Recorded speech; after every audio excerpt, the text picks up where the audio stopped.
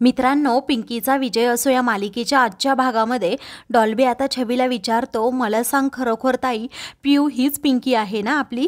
तेव्हा आता छबीला खूप मोठा धक्का बसतो. ती म्हणते, अरे हो, पण तू जरा हळू आवाजात बोल. तर डॉल्बी सारखा विचारू लागतो, सांग ना ताई, हीच माझी पिंकी वहिनी आहे ना? तेव्हा आता छबी म्हणते की हो पियू, हीच तुझी पिंकी वहिनी आहे आणि ती पुन्हा आली आहे. आता आपल्याला तिची मदत करायला हवी. तर आता माझी पिंकी वहिनी परत आली याचा आम्हाला खूप आनंद आहे, असं म्हणून डॉल्बी हा आता काय पुढे करायचं याचा विचार करतो. तर आता छबी म्हणते, हे बघ, आता आपल्याला पिंकी कुठे आहे हे माहीत नाही, पण आपल्याला तिला मदत करायला हवी. बिचारीने आपल्यासाठी खूप काही केलंय, खूप काही सोसलंय, त्यामुळे आता आपली वेळ आहे तिच्यासाठी काहीतरी करायची. पण आत्ता ह्या क्षणी ती नक्की कुठे गेली आहे काय माहीत. तर आता डॉल्बी पुढे सांगू लागतो, मला माहीत आहे की पिंकी वहिनींना कुठे बापूसाहेब आणि दाजी घेऊन गेले आहेत. ते असे का वागतात मला तर कळतच नाही. त्यावरती छबी म्हणते, तू त्याच्यामध्ये अजिबात पडू नकोस, तू अजून लहान आहेस बाळा. असं म्हणून आता ते दोघेही एक प्लॅन बनवतात की छबी वेड्यासारखं नाटक करेल, मला फ्रेंड पाहिजे असं म्हणून जोराजोरात ओरडेल आणि मग ओरडतच ती घराबाहेर पडेल.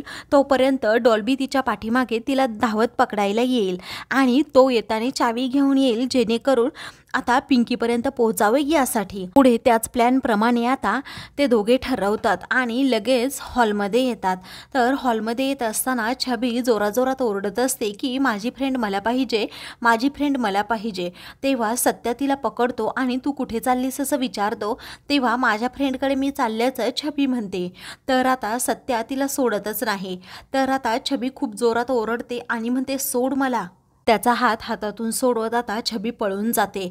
तर तिच्या मागे डॉल्बी धावतो. त्या दोघांचा आता प्लॅन सक्सेस होतो. तर आता छबीला शोधायला जायला हवं असं म्हणून आता त्या लगेच बाहेर जायला निघतो. तेव्हा आता सुशीला म्हणते, मी येते बाळा तुझ्याबरोबर. सत्य म्हणतो, आई पण तुझी तब्येत ठीक नाही आहे ना? तेव्हा माझ्या तब्येतीला काही धाड भरली नाही, या मुलीने सगळा घोळ घालून ठेवलाय, बापूसाहेब सुद्धा इथे नाहीत असं म्हणून सुशीला त्याच्याबरोबर जाते. तर आता चित्रा म्हणते की माईसाहेब, मी तरी इथे बसून काय करू, मी पण जाते त्यांच्या पाठीमागे. आता घरातील सगळेजण बाहेर पडलेले असतात. तेव्हा माईसाहेब म्हणतात, हे देवा, माझ्या घरात हे नक्की काय चाललंय कळतच नाहीये, कारण की सकाळपासून माझा उजवा डोळा खूप फडफडतोय. त्यातल्या त्यात हे अघटित काहीतरी घडणार आहे असं मला वाटतंय. आता नक्की काय घडणार या विचाराने माईसाहेब जरा टेन्शन मध्येच येतात. आता दुसरीकडे बापूसाहेब पिंकीची सर्व पोलखोल ही आता गावकऱ्यांसमोर करत म्हणतात की हीच तुमची आहे पिंकी, आणि जी अगोदरची सरपंचीन बाई होती तिचा चेहरा मोहरा आता बदलवलाय, ते पण डॉक्टर देवयानी सदावर्ते यांनी, आणि त्यांनीच हिला वाचवलंय. पण मी तिला पातळातून शोधून काढतो ही गोष्ट अजूनही तिला माहीतच नव्हती. मी तुमच्या समोर आणलंय हिला, कारण की तुम्हाला माहीत नसेल हीच तुमची गुन्हेगार आहे.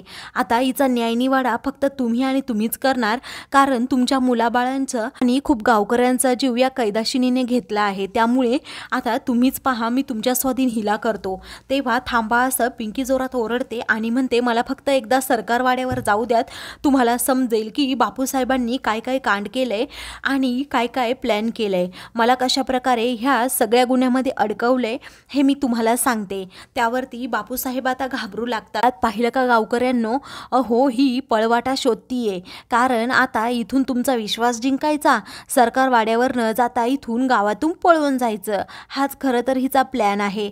तेव्हा आता पिंकी म्हणते, तसं नाहीये, पण आता पिंकीकडे हे क्षणी कोणता पुरावा नसल्यामुळे तिच्यावर सध्या कोणी विश्वास ठेवत नाही. त्यानंतर बापूसाहेब हे स्वतःचा डंका मिरवू लागतात. गावकऱ्यांना म्हणतात की मी तुमचा विश्वास जिंकला आहे, मी तुम्हाला शब्द दिला होता की हिला मी शोधून काढणारच आणि तुमच्या स्वाधीन करणार, हिला मी शोधून काढलंय. आता मी जनतेचा विश्वास जिंकला आहे. त्यामुळे आता धनंजय हा बापूसाहेबांच्या नावाने मोठ्या मोठ्याने घोषणा देतो. तर बापूसाहेब खुश होतात आणि पिंकीला पुढे सगळ्या माणसांमध्ये ढकलून देतात. तेव्हा हिला मारा रे असं म्हणून आता सर्व लोक म्हणू लागतात. तेव्हा आता पिंकीला आता सगळेजण मारू लागतात. पिंकी जीवाच्या आकांताने ओरडत असते, प्लीज थांबा, पण कुणी ऐकायला तयार नसतं.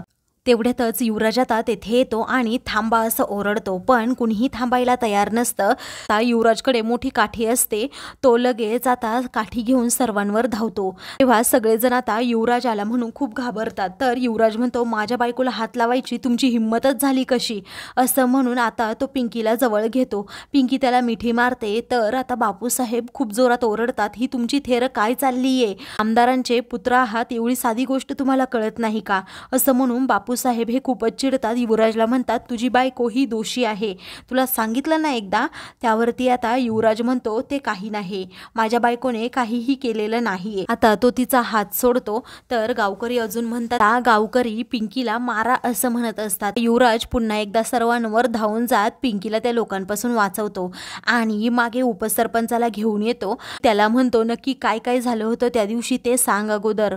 तेव्हा आता उपसरपंच बापूसाहेबांकडे जात म्हणतो की पहा ना साहेब, हो हे काय झाले, काय माझी अवस्था करून ठेवली आहे, मला वाचवा. आता बापूसाहेब देखील त्याच्या बाजूने उभे राहत नाही. तर आता ते गावकऱ्यांना सांगू लागतात की ह्या बाईने ना युवराजची दिशाभूल केली आहे, त्यामुळे युवराजच्या मनावर तिच्या प्रेमाची पट्टी आहेच, परंतु ही बाई काय एवढी कारस्थानी आहे ना की हिचं डोकं खूप फास्ट चालतं. तर आता हिला तुम्ही मारा, तिच्याबरोबर काय करायचं ते करा, असं बापूसाहेब सर्वांना परमिशन देतात.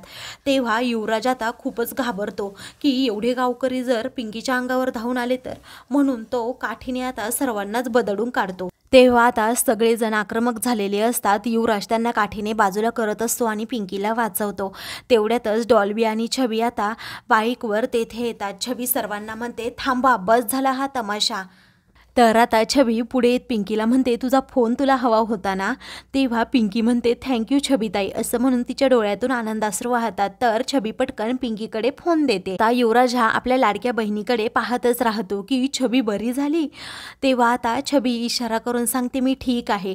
पुढे आता सुशीला तेथे येते आणि म्हणते, छबीताई काय चाललंय अगं तुझं ते. नंतर आता पिंकी पुढे येते आणि बापूसाहेबांकडून जोरातच तो माईक हिसकावून घेते. तर आता पिंकी लगेच ते रेकॉर्डिंग सुरू करते. त्यामध्ये बापूसाहेबांनी आपल्या सर्व गुन्ह्याची कबुली दिलेली असते. ते म्हणजे की तू जाऊन गावकऱ्यांना सांगच की मीच तुझा मारण्याचा प्लॅन केला, त्याचबरोबर मीच तो मेडिकल कॅम्प भरवला आणि तुला त्यामध्ये अडकवलं, लोकांचे प्राण खरं तर मीच घेतले. तर आता पुढे पिंकी सगळं रेकॉर्डिंग दाखवते. ते पाहून घरातील सर्वांना हादराच बसतो की बापूसाहेब एवढ्या खालच्या थराला जाऊन पिंकीला मारण्याचा प्रयत्न केला. तर आता सुशीलाचे डोळेच पांढरे होतात. चित्रा आणि सत्या देखील खूप घाबरतात. तर युवराज रागातच बापूसाहेबांकडे पाहतो. तर आता पिंकीला सगळ्या घटना आठवू लागतात. तेव्हा ती आता गावकऱ्यांना विचारते, याच्यापेक्षा मी मोठा पुरावा अजून काय देऊ तुम्हाला, तुम्हीच सांगा. बापूसाहेब लगेच पिंकीला पुन्हा खोटं पाडण्याचा प्रयत्न करतात आणि म्हणतात की हे सगळं काही खोटं आहे, जे काही तिने रेकॉर्ड केलंय ना दुसऱ्या कुणाचा तरी आवाज आहे. तेव्हा युवराज चौताळून पुढे होतो आणि म्हणतो, बापूसाहेब बस झाली तुमची थेर, आता मी काहीही ऐकून घेणार नाही. आता घालवली तेवढी इज्जत ठीक आहे, जी काही उरली सुरली आहे ना ती फक्त माझ्या बायकोमुळे राहिली आहे. तर आता पिंकी म्हणते, धनी प्लीज तुम्ही त्यांना काही बोलू नका, ते तुमचे वडील आहेत. तर आता युवराज म्हणतो, कुत्र्याचं शेपूट वाकडं ते वाकडं 100 वर्षसुद्धा सरळ होणार नाही. तर पिंकी म्हणते, प्लीज असं बोलू नका धनी.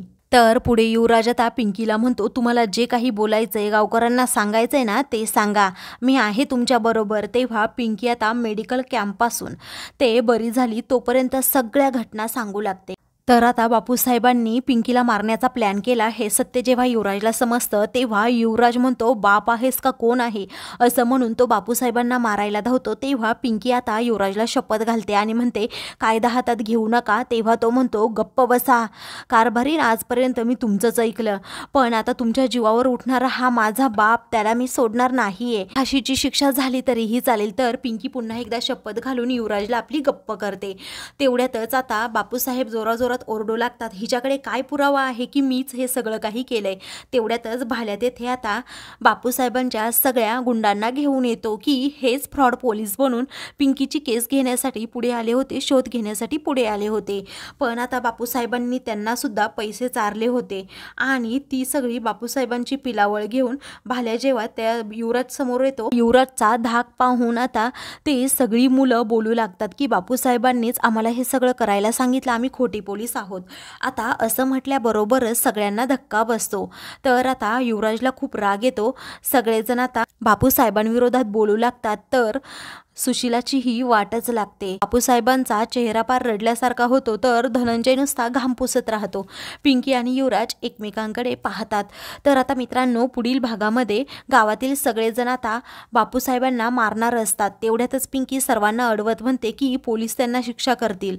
तर बापूसाहेब आता जेलमध्ये जातात आणि तेथे गेल्यानंतर पिंकी लगेच तेथे येत म्हणते, काय बापूसाहेब, एन्जॉय करा आता जेलची हवा। मित्रांनो, अशाच मालिकेंचे पुढील भाग पाहण्यासाठी चॅनलला सबस्क्राईब करा।